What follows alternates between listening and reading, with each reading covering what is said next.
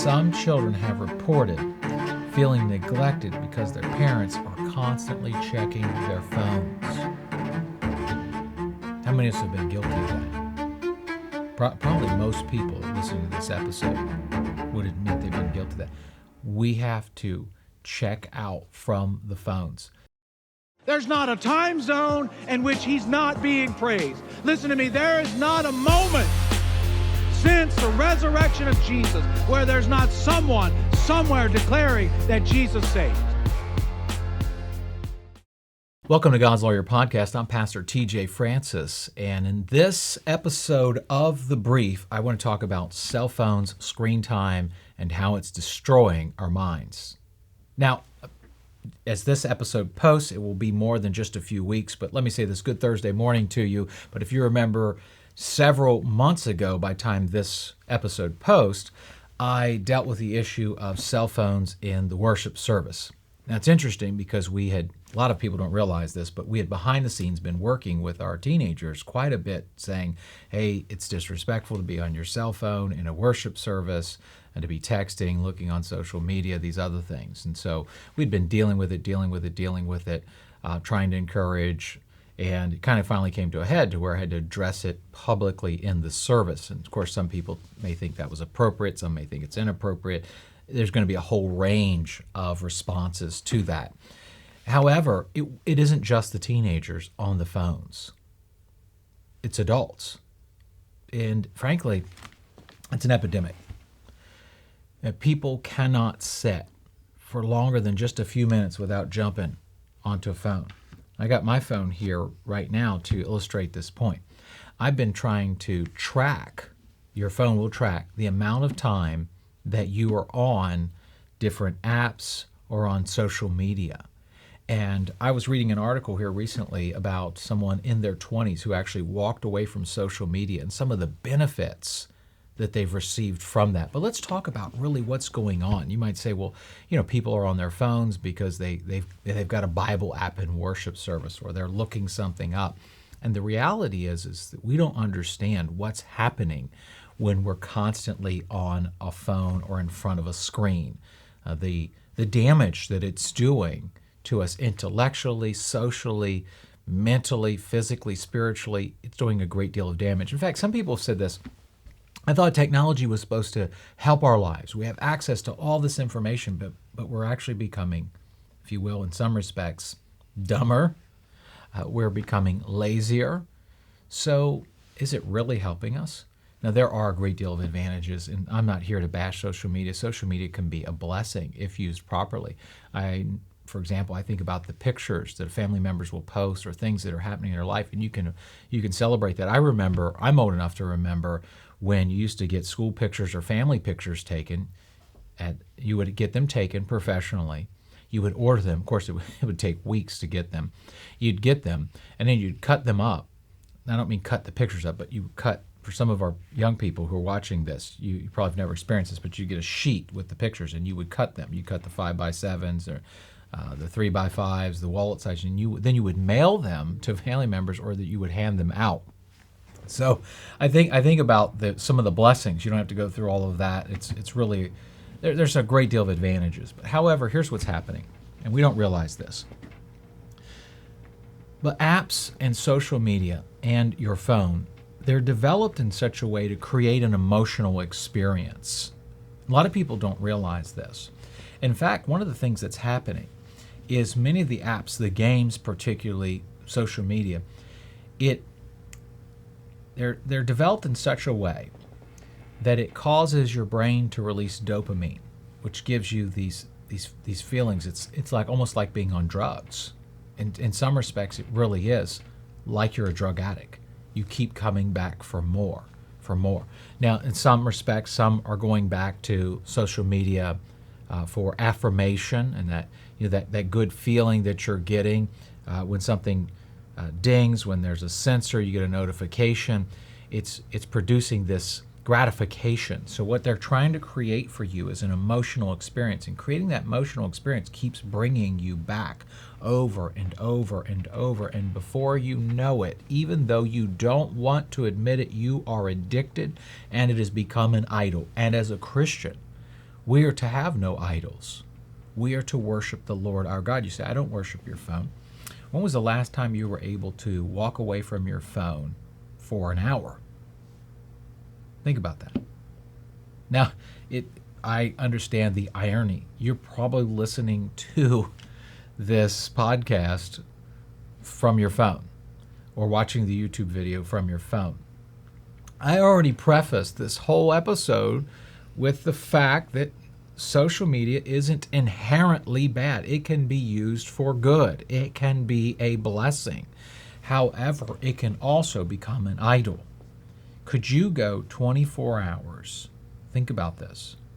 Could you go 24 hours without being on a screen? You say, well, I've got to make phone calls. Okay, making your phone calls, receiving your phone calls. Could you go 24 hours without accessing any apps? We say, well, I've got to get my emails for work. Okay, let's say that. Phone calls, emails, only things, two things. That's it. Phone call, you might say, well, I work in the social media. Okay, well, you don't work 7 days a week. If you do, you need a new job because you're supposed to take a little bit of time off. What about on your day off? Use your day off as an example. 24 hours. Could you go 24 hours without being on an app or on a screen? That's a real challenge. It's a real test. Most of you don't want to be honest. You're saying, I'm not addicted to this. You don't realize, and the emotional experience you're receiving is creating dopamine constantly. And the other thing is that one of the things we don't realize, and this happens with gaming apps, certainly with video games, way too much time playing video games.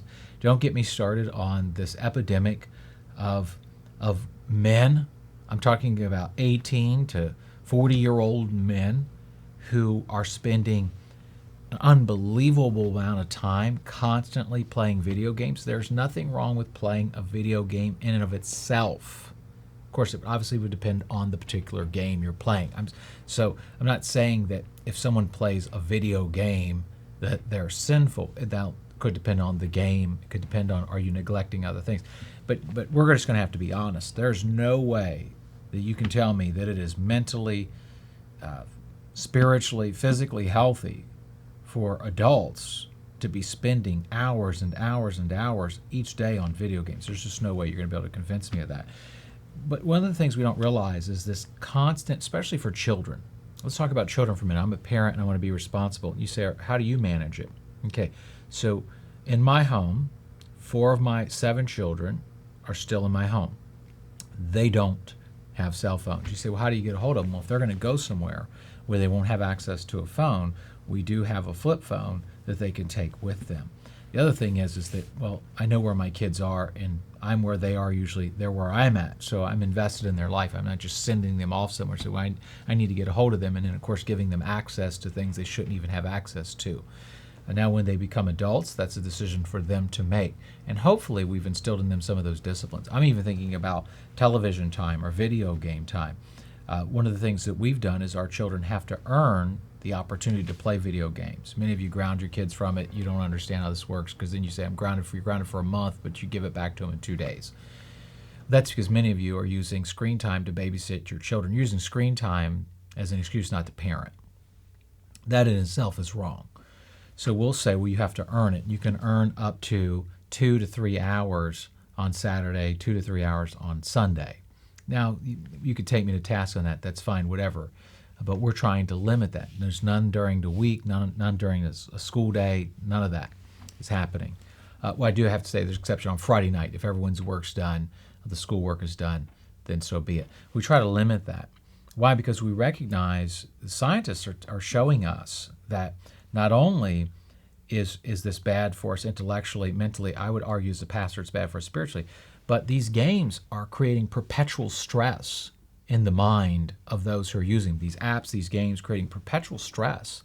So not only do we have this issue of idolatry, we have this issue of, if you will, being addicted to something, it's also creating mental issues for people. I noticed here recently in an article on mental wellness, the tech epidemic eating away at American minds, there was an illustration given of a child who was having all sorts of issues. The parents were struggling, didn't know what to do, And a mental health specialist helped them understand you need to get your child out from in front of screens. You got to get this young man outside to play. You got to get him involved in some things, activities.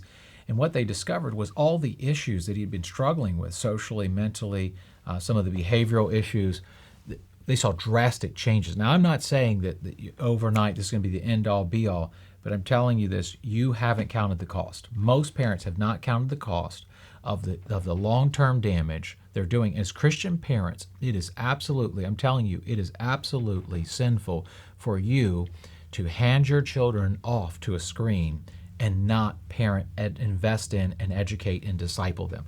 Now, I'm not saying that it's sinful for your child to have a phone. I'm not saying that as a pastor, and I would not say that. Now, it can be. It can be sinful if you're giving them access and there's not safeguards on it, and you're not managing it. You're not the authority there. Yes, it could be a problem, and it could be sin. The other thing is that a lot of times parents will hand their phone to their kids. Now, there's nothing wrong. I get it. I've seen it before. I've done it where you got a couple little guys running around. You got to get something done for work, and they're right there at your feet. Hey, you throw a quick cartoon on episode, something certainly appropriate, age appropriate, something edifying, and for 30 minutes you can knock some work out. But there's everything wrong with just hours and hours on end. You're going to have to recalibrate your life, reorganize things if you just got your kids in front of a screen nonstop. That is not healthy at all. In fact, what you're doing is you're using it to babysit. And that's actually having some effects. It's having some negative effects. An article I was reading, one of the things that kids are reporting, I want to quote here from an article here I found in the Epoch Times. It says this: avoiding screens is like drinking water in a bar. Problematic screen use isn't limited to children. Parents sometimes enable children to seek out screens. According to Ms. Rowan, who's conducted more than 400 workshops on topics such as productivity, addictions, technology overuse, media literacy programs, and school environmental design. Raise your hand, this is a quote, raise your hand if you're managing your screen use adequately, she asked a room of adults during one of her workshops. Fewer than 10 of roughly 500 people in attendance raised their hands. She says that some children, this is a problem with parents, some children have reported feeling neglected because their parents are constantly checking their phones. How many of us have been guilty of that? Probably most people listening to this episode would admit they've been guilty of that. We have to check out from the phones. I'm telling you, you don't realize this right now. Maybe you're realizing it just now. This is a problem for you. It's a problem for a lot of people. The overwhelming majority of people, this is a problem. I want to encourage you, challenge you to write down tonight. Take a look at how much time you spent on apps or on a screen yesterday, the day before. You can go on your phone. Most phones check. You say, well, I'm going to go on my phone to check this. Well, you're going to have to if you're going to find out. And then come up with a plan.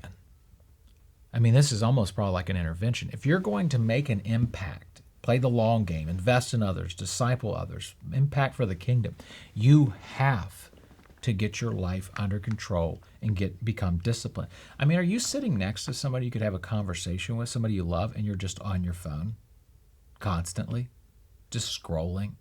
Are you out to dinner with somebody you love and you're constantly on the phone? Does your family get together and sit down at a table and everybody's on their phones? The reality is most parents lack the credibility to say anything about it because they're the ones doing it. They're leading by example. And you say, I'm not listening to any more of this. I'm just going to do what I do. Well, here's the thing. That's going to have consequences. It's going to have consequences, multi-generational consequences. We're seeing the negative consequences it's having on children, and their attention span is being affected by it. They need instant gratification. We're seeing behavioral problems, stress, anger issues, a whole host of things. Their ability to pay attention, I mean, you're talking about, it's just destroying that ability. I mean, we're asking kids to sit still for 25 to 35 minutes, and they can barely do it. In fact, many of them can't. And many adults can't. I'll have people come up tell me all the time. They're sitting in a row at church with some young adults who are literally on their phone the entire time. They can't get off of it.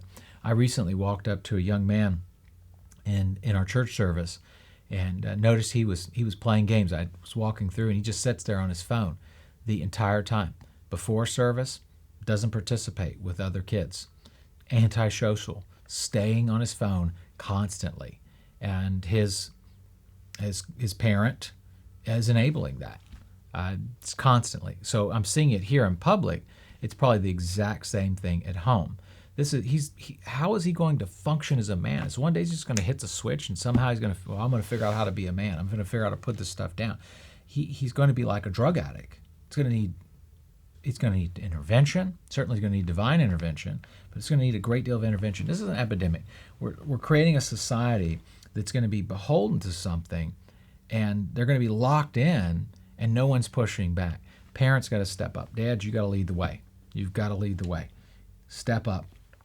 And moms, look, here's the reality is that you have to demand of your husband that he lead well, but also you need to lead well. I'm going to speak to the ladies for just a moment on this issue. We're seeing way too much of this, posting pictures and things that are just totally inappropriate, constantly needing affirmation from other women and wanting to be adored. That is unhealthy, absolutely unhealthy, and frankly, that can be sinful. We need to pull back.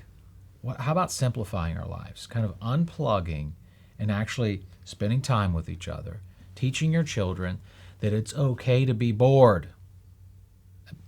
I'm bored. We throw something in front of them, give them something to do. It is okay to be bored. If we raise successive generations that can't unplug from needing constant instant gratification and can't understand, they're going to be able to step back and they're going to be able to reflect and to think and come up with great ideas. And no, they're going to constantly be consuming and consumed by instant gratification, instant information. Where are our thinkers going to go? Now, again, I've already said that I don't believe that it's inherently wrong to have access to this information. I don't believe it's inherently wrong to have access to a phone, to have access to social media. But everything's wrong when it becomes a god, when it becomes an idol, when it becomes an addiction. And because it is leading, we're seeing ADHD's on the rise, depression's on the rise, anxiety and irritability's on the rise. We're seeing behavioral problems on the rise. And in the solution, think about this. Think about how irresponsible this is as we're told to make disciples of the nations, and starts in our home, making disciples of our children.